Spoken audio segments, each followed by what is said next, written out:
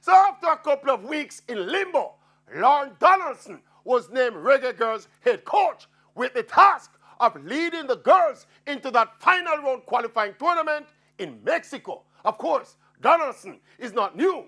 He was an assistant coach to the team that qualified for the World Cup in 2019. And look, I'm going to surprise you all this evening by resisting the temptation to regurgitate the insipid sequence of events that got us to where we are. I'm going to play Grownup and wish Coach Donaldson and the girls all the best in their quest to make back-to-back World Cup appearances. Yeah, man. May I try the positivity route? Yes. There have been too much bad feelings along the way.